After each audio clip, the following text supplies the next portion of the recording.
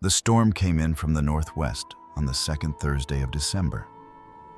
By 4 in the afternoon, the town of Cabot, Vermont had disappeared under 6 inches of snow, and the sky showed no sign of stopping.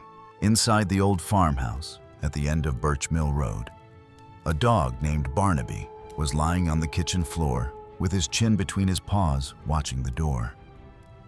He was 9 years old.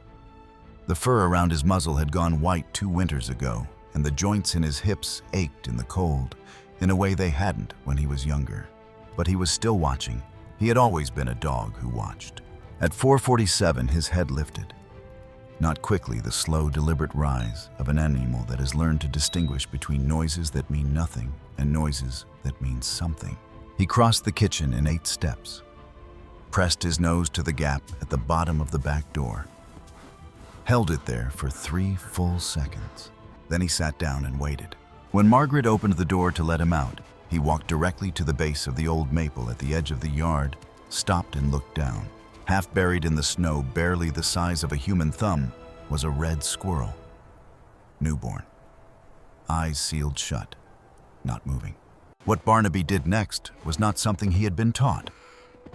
He lowered his head, picked the animal up with the same gentleness he had once used to carry eggs from the henhouse as a young dog, and carried it back across the snow to the door.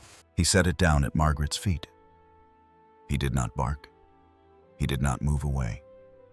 He simply looked up at her. The question was simple. The answer would take 2 years. Margaret Ellison was 58 years old and had lived alone in the farmhouse for 6 years. She had retired from teaching 3rd grade the spring before her husband passed, which meant she had been alone in that house through 2 full cycles of every season, and had learned by then which silences were peaceful and which ones were not. She knew what she was looking at when Barnaby set the squirrel at her feet. She had grown up in Vermont. She knew that a newborn red squirrel found on the ground in December had a very narrow window. She brought it inside. She put it in a shoebox lined with one of Barnaby's old fleece blankets, the blue one, the one he never used anymore, and set the box near the wood stove. She found an eyedropper in the bathroom cabinet and filled it with warm water. The squirrel did not respond. Its chest moved. That was all. Barnaby positioned himself 2 feet from the box and lay down with his head facing it. He did not get up for the rest of the evening.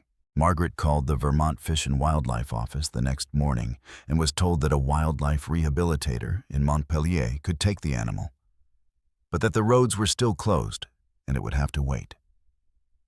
She was also told plainly, without cruelty, that most newborn squirrels found in conditions like these did not survive the first 48 hours, regardless of intervention. The woman on the phone had said it in the tone of someone who has learned to say difficult things clearly, because unclear kindness is not actually kind. Margaret thanked her and hung up. She looked at the box. She looked at Barnaby still lying in front of it. She went and bought puppy milk replacer from the farm supply store in town, the only kind of substitute formula that would work for a squirrel this young.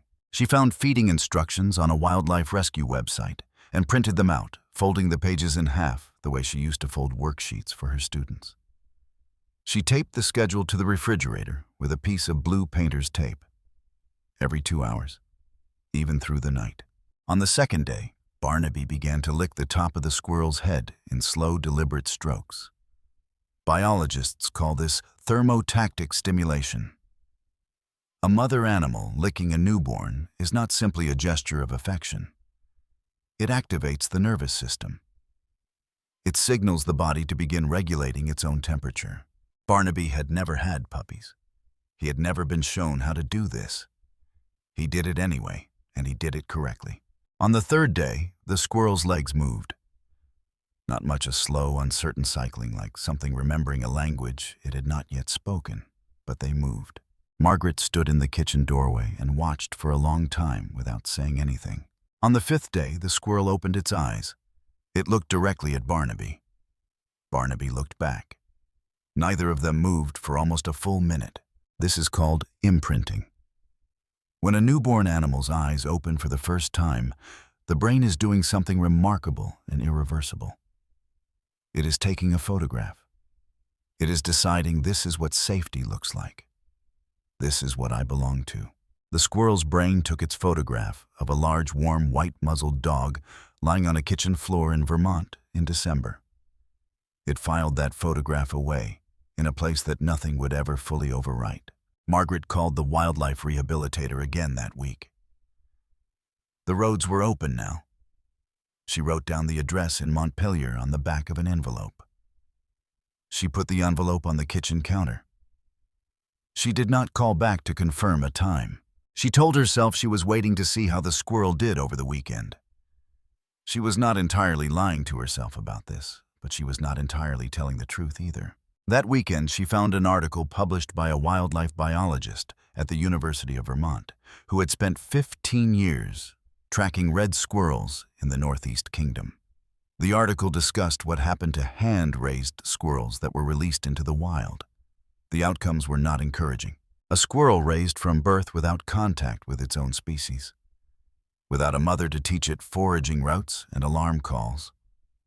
And the particular way red squirrels communicate territorial boundaries, that squirrel did not in most cases survive a full winter on its own.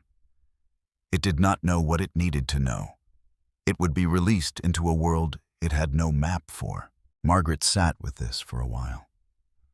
She was a woman who had spent 30 years in a classroom teaching children to read, and she understood better than most people the difference between information that sets you free and information that traps you in a decision you have already been slowly making.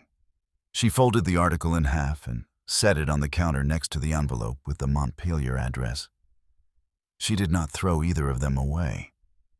She left them there. That was its own kind of answer. On the 11th night, Margaret couldn't sleep. She had been doing that more often in the last year, waking at 2 or 3 in the morning, for no reason she could name, lying in the dark with the particular quiet of a house that holds only one person. She went downstairs to get a glass of water. She didn't turn the kitchen light on. The wood stove threw enough orange light to see by, and she had learned the geography of the kitchen floor so well, she could cross it in the dark without thinking. She saw them before she reached the counter. Barnaby was lying in his usual place near the box, but he had shifted during the night, curling his body into a loose crescent. Inside the curve of that crescent, tucked into the warmth between his foreleg and his chest, the squirrel was sleeping, not in the shoebox, pressed against Barnaby with one tiny paw resting on his leg. The wood stove ticked. Outside it was 11 degrees. Margaret stood in the kitchen in her socks and did not move for a long time. She was not a sentimental woman, not in the way the word is usually used. She did not cry easily or speak often about what moved her. But she understood something in that moment that she would not have been able to explain to the wildlife biologist in the article, or to the woman at the Fish and Wildlife office, or to anyone who had not stood in a quiet kitchen at 3 in the morning, watching an old dog sleep with something so small it barely existed. She understood that what she was looking at was not a dog and a squirrel. It was a choice. A living thing, barely a week old, that had chosen where to be when the world went quiet. She set her glass down on the counter without filling it. She went back upstairs. The envelope with the Montpelier address was still on the counter in the morning. By the time she came downstairs and made her coffee, she had already decided. She put the envelope in the recycling bin without opening it again. She gave the squirrel a name. She called her Pip. After that, the house had 3 people in it. That wasn't quite the right word, but it was the closest one Margaret had. The feeding schedule stayed on the refrigerator every 2 hours. Barnaby lay beside the box for every single one of them. He did not require anyone to tell him when it was time. He was always already there. 6 weeks passed the way the first weeks of any new life pass in feeding schedules and small adjustments and the slow accumulating evidence that something is going to survive. By February, Pip weighed 112 grams. She was by every biological measure a red squirrel. Tamiascurus hudsonicus, an animal built for speed, for height, for the particular architecture of a spruce fir forest, and the social map of a territory that a squirrel spends its entire life defending. She did not know any of this. She knew a kitchen floor in Vermont. She knew the smell of wood smoke and coffee and Barnaby. She knew with the certainty that only the very young can have about the world that the large, warm creature who had been there every time she woke up was the correct answer to every question. She began to follow him, not occasionally, everywhere and at all times.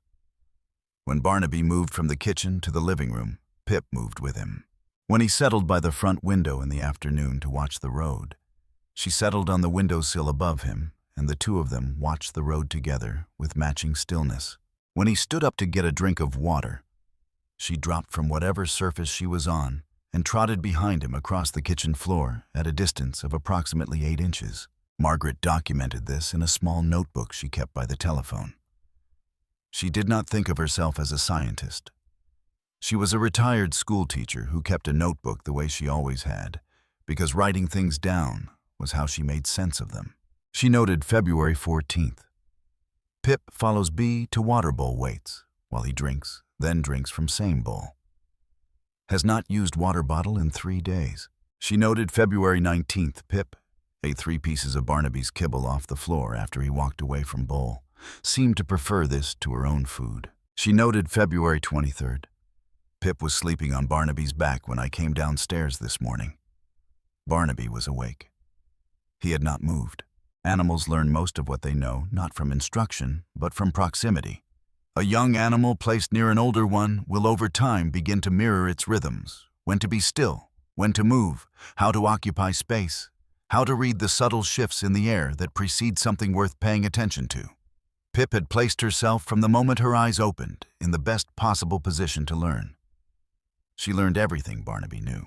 She also learned some things he could not teach her. By March, she had discovered the curtains, then the bookshelves, then the gap behind the refrigerator where the warmth from the motor collected. She was at her core an animal designed for vertical living, for the upper stories of forests, for the place where branches thin and the light comes through. Even in a farmhouse kitchen, something in her biology remembered this and reached toward it. Barnaby watched her climb. He would stand at the base of whatever she was ascending and watch with the particular patient expression of someone waiting at the bottom of a staircase for a person who moves more slowly. When she came down, she would land near him, and the two of them would continue as before. March became April. The snow began pulling back from the south-facing slope of the yard. Margaret opened the back door one Tuesday morning to let Barnaby out, and Pip came with him. It was the first time she had been outside since December. She stopped on the back step. She held very still, in the way that small animals hold still, when the world suddenly becomes larger than expected.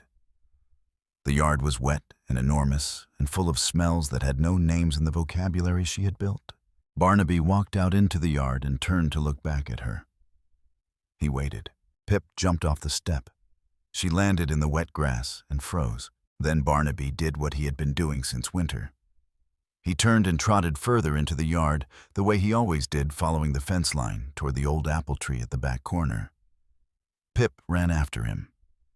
She matched his pace with the slightly ridiculous scurrying run of a small animal crossing open ground, and she kept up with him all the way to the apple tree.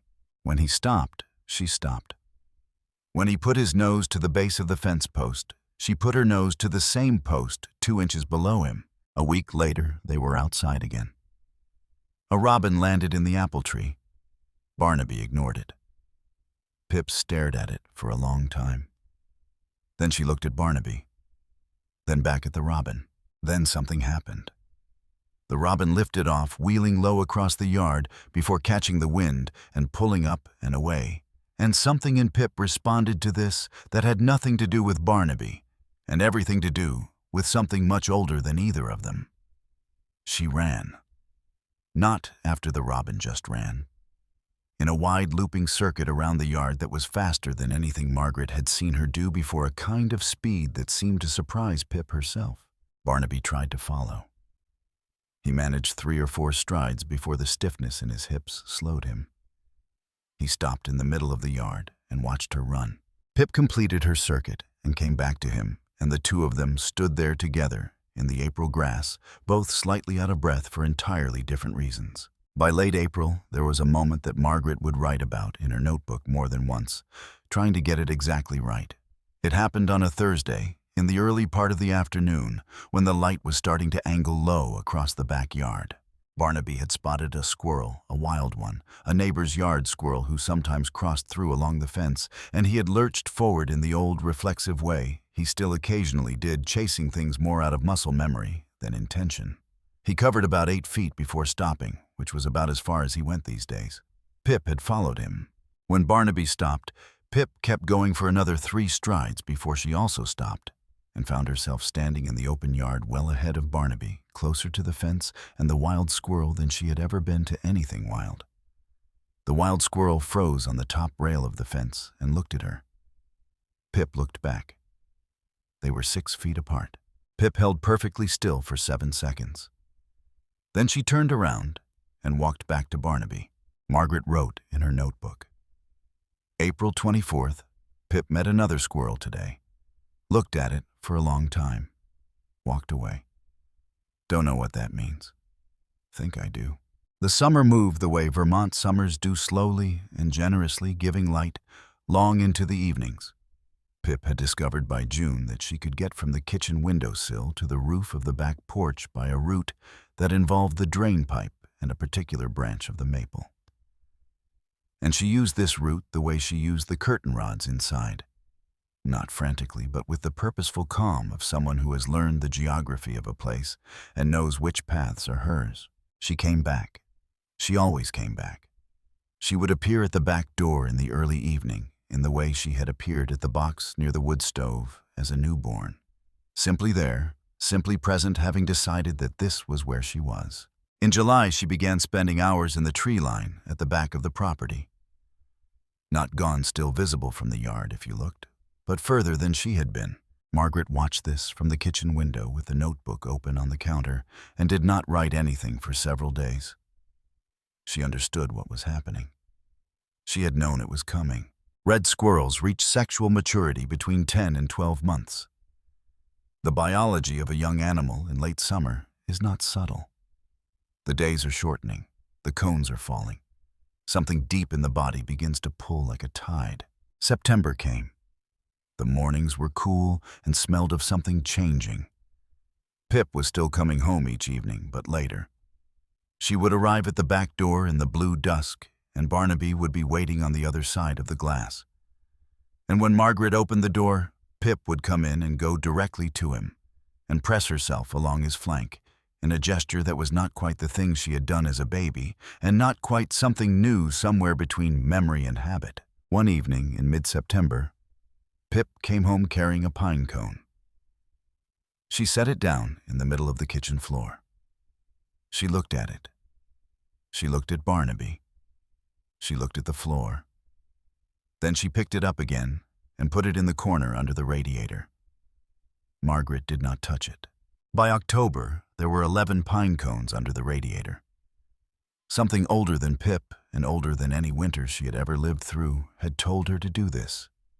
And she had done it in the same kitchen where she had spent her entire life, in the house. Where she had been born a second time, in the corner closest to the warmth. Barnaby was slower in October.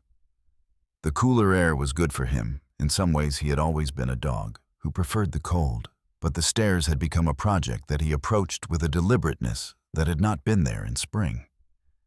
He slept more. In the evenings he still settled by the back door when the light began to fade, waiting for Pip. He waited with the same patience he had shown every night since she had first come home from wherever she had been. On the last warm night of October, Pip came back in the early dark, and Barnaby was lying on the floor near the wood stove rather than at the door. This was new. Pip found him there. She stopped a foot away from him and held very still, reading him the way animals read each other, not with the eyes, but with the whole body, taking in his temperature and his breathing and the particular quality of his stillness. Then she moved to him and pressed herself along the full length of his side, tucking her head against the warm fur at his chest. It was the same thing he had done for her in December, 11 months before. The positions reversed. The temperature outside was 31 degrees. Inside, the wood stove ticked and two animals lay together in the warmth, and the house held them the same way it had always held them. Margaret watched from the kitchen doorway and did not write anything in her notebook that night. Some things do not need to be written down to be kept. The first hard frost of November came on a Tuesday. Margaret found them in the same position she had left them, Pip along Barnaby's side, the wood stove low, the kitchen holding the faint smell of pine sap that clung to Pip whenever she came in from the trees. She stood in the doorway for a moment before putting the kettle on. She had a habit developed over 6 years of living alone, of taking inventory of the room before entering it. Not for any practical reason, just the small private ritual of noting what was there. This was what was there: an old dog sleeping in the warmth, a squirrel sleeping against him. Outside, the first real winter pressing itself against the glass. Barnaby was 10 now. He still ate well. He still came to the door when Margaret came home. He still watched the yard from his place at the front window. But the distance between what he wanted to do and what his body would permit had widened over the summer in a way that was now visible in the careful way he rose from the floor in the mornings, planting his front paws and gathering himself before his hips would cooperate. He did not seem to mind this in the way that people imagine animals mind things. He simply adjusted. He found the warmest patch of floor in the afternoon and stayed in it. He waited at the door instead of the yard. Pip, for her part, seemed to understand that something had shifted in the physics of their relationship. But the evenings were different now. She came back earlier, and when she came back to him, not to the kitchen or the windowsill or the radiator where her pine cones were stored. She came back to Barnaby. There is a word that biologists, for the behavior of animals, who adjust their range and activity patterns in response to the changing condition of a companion. The word is accommodation. It describes the way a wolf pack slows when one member is injured, the way elephants circle their sick, the way certain primates return daily to the spot where another member of their group was last seen. Pip was not doing this out of theory. She was doing it because she knew. Animals who have lived in close proximity develop a sensitivity to each other that operates below the level of conscious observation. She knew his pace had changed. She knew the route from the back door to his spot by the wood stove had shortened. She adjusted accordingly. It was December again, exactly 1 year from the storm, when Margaret woke early and came downstairs and found Pip already inside, already asleep against Barnaby, in the position that had become their winter default. She stood in the kitchen and thought about the fact that exactly 1 year ago, she had stood in this same kitchen looking at a dog who refused to leave a shoebox, and that she had made a dozen small decisions, that she had not called decisions, and that this was where they had all led, here. These two animals on the floor, the same wood stove, the same smell of pine and wool and coffee. She got out the notebook from beside the telephone and she wrote, 1 year. The house is not the same house. Then she made coffee and let them sleep. The second winter was not harsh by Vermont standards, but it was long. January was gray and settled the light flat and cold. And Barnaby spent most of it in the warm spots he had mapped for himself. The patch of afternoon sun that came through the south window, the floor beside the wood stove, the rug at the foot of Margaret's bed where he had slept since he was a puppy and had never stopped. Margaret had brought a second dog bed upstairs from the mudroom 2 winters ago and placed it beside hers. She had not asked the question of what it was for. She had just placed it. Now both beds were occupied. Pip slept in hers from approximately 9 in the evening until 4 in the morning, when she would slip back outside through the cracked window in the downstairs bathroom that Margaret had stopped trying to close. She would return by 7. She was always there when Barnaby woke up. Margaret noted this in the notebook without any particular interpretation. March 3rd. Pip back before B woke. 3rd time this week. March gave way to April, and April gave way to the second spring, and Barnaby came back to himself slightly in the warm months. The way old dogs do, moving a little more easily. Standing a little longer at the yard fence, watching the birds in the apple tree with his old focused patience. Pip watched the birds differently now. She did not freeze and stare at them the way she had as a young animal, encountering something she didn't have a category for. She watched them the way Barnaby watched them, with attention, but without urgency, the way a creature watches things it has made a kind of peace with not pursuing. The summer of year 2 was quieter than the first. Not sad quieter, in the way that years with less surprise in them are quiet. Barnaby slept longer, but was happy in his sleeping the way old animals are happy when they have stopped fighting the rhythms of their bodies and simply move inside them. Margaret refinished the kitchen floor that July, working around both of them. She did not ask them to move. She worked in sections. She noted in the notebook July 19th, refinished east half of floor today. They supervised from the west half. Project took 4 days instead of 2. Worth it. Autumn came, and the pine cones reappeared under the radiator. Pip's yearly accounting of the winter ahead. Margaret counted them in October 16 and did not touch them. November. The light left early. Barnaby moved to the wood stove by noon each day now, and he stayed there until morning. He was eating less. Not in the way of a sick animal, not dramatically, not with distress, but in the gradual way of a body that is drawing its energy inward and requiring less from the outside world. He was 11 years old. He had been 11 for 3 months. Margaret had known dogs her whole life. She knew what this was. She did not name it. She made sure there was always warmth and food he liked and someone nearby. There was always someone nearby. Pip came home earlier every day through November.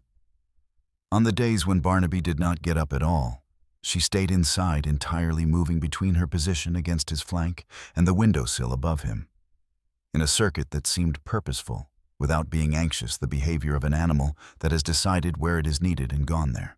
December. The snow came again. Barnaby watched it from the kitchen floor, from his place that he had not left in 4 days. His breathing had changed in the way that breathing changes. At the end, not labored, not painful, but slower, more considered. The way a person breathes who has decided to pay attention to each one. Margaret sat with him. She talked to him the way she always had, in the low, ordinary voice she used when it was just the two of them, telling him about the weather and what she was going to make for dinner and what the road conditions were like. Pip was curled against his side. On the morning of the 9th of December, 10 days short of 2 years from the night he had carried her in from the snow, Barnaby died. It was just after 7 in the morning. The light had barely come. He was beside Margaret. He was warm. He was not alone. The house was very quiet for a long time after. The next morning, Pip came down from wherever she had gone in the night. She crossed the kitchen to the place by the wood stove where Barnaby had been. She stopped. She stood there for a while, in the way animals stand, in places that used to hold something. Then she went to the back door and sat. Margaret opened it. Pip went out and sat on the back step in the December cold, looking at the yard, looking at the apple tree, looking at the fence line. She sat there for a long time. Margaret watched from the kitchen window. She did not go out. Some things need to be done alone. She put the kettle on. She got the blue fleece blanket, the one she had lined the shoebox with 2 Decembers ago, and folded it and placed it on the step beside the back door. She went to the cupboard and found a walnut she had started keeping them after the second winter. The way you stock things when you understand what someone needs, and placed it on the step, in the exact spot where Barnaby used to lie in the afternoon sun. Then she went back inside and waited. Pip was still on the step. She looked at the walnut. She looked at the yard. She picked up the walnut. She did not rush. She came inside. She went to her corner under the radiator. She added the walnut to the pine cones that were still there. Then she came back to the kitchen, and she settled on the warm patch of floor that Barnaby had favored, and she lay down. She did not leave that afternoon. She was there when the light faded. She was there in the morning. The next day and the day after that, Pip came down from the tree line and into the yard, at the same time she always had. She came through the back door. She went to the warm patch. She stayed until the afternoon, then went back to the trees, then came home again before dark. Margaret kept a walnut on the back step. She replaced it each morning. She did this without thinking about it, the way you do the things that have simply become part of how the day works. December became January. January became the gray middle of February. The walnuts disappeared each day and were replaced each morning. The pine cones stayed under the radiator. The blue fleece blankets stayed on the step.